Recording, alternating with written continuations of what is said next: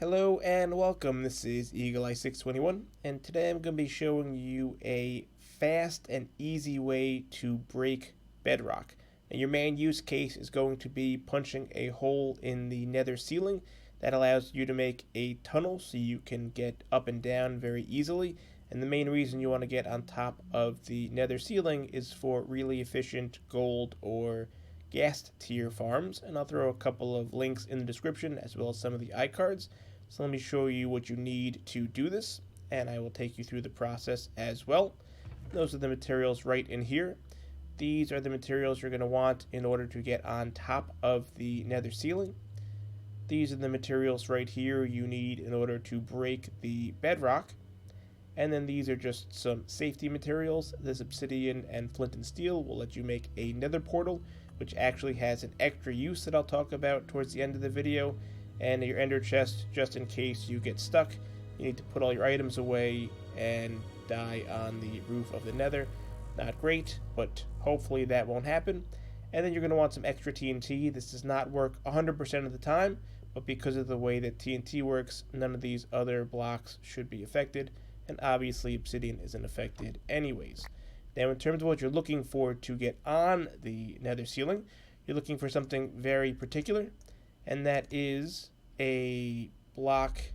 If you can see from my F3 screen, in my looking at section, you want to see some bedrock that is 127 that you are looking at, and that's the absolute top. You also want to make sure that there is no bedrock in the way underneath so you can actually utilize that tunnel. And then do make note of the coordinates. In this particular case, it's -37 and -9, so that you know which bedrock you want to break when you get to the top. Now let's do this all in survival so you can see that it does in fact work. And in order to get on top of the nether ceiling, you're going to want to put down this ladder and climb. You're going to want to continue climbing or pressing forward. So I'm holding down the W key, and I'm also holding down the spacebar key. And I'm going to throw an ender pearl right in here, and we should get up through the top. And indeed, we're now standing in that block. So if we look at our F3 screen, we're standing in the -37, -9 block. And you do want to keep track of this block because this is the one that we want to break. So we're going to get our piston ready and just jump straight out and drop the piston right on top of it, because the block underneath the piston is the one that is going to break. On one side of that, you're going to put down your obsidian, and on the other side of that, you're going to put your redstone block. Now you're going to put a trapdoor just like this so that you can squish yourself into the flat position. And then what you're going to do is you're going to put a block of TNT on top of this redstone, and then you're going to get your other piston. You're going to squish yourself, and you're going to spam right click as fast as possible, clicking right here at the edge on the obsidian so that you're trying to place it facing down. Now you do want to spam right click as fast as possible. If you have some macros to do extra fast clicking, you can use those as well. This isn't 100% effective, but let's see if we can get it first try. So we're going to drop our TNT, squish ourselves, and then spam click as fast as possible on the piston. And we're going to spam click, and I placed it wrong, obviously. Let's try that again real quick. Let's put the redstone block back down. Let's put the piston back down. And let's get our trapdoor. As I said, that's why you do want to bring along some extra TNT. Let's try that again. And we're going to rapid click. And it is facing down, which is actually a bad sign. So we're going to do this again. Doesn't work 100% of the time, as I mentioned. So you may need to do it a couple of times. And let's just get this piston back to make this a little bit easier.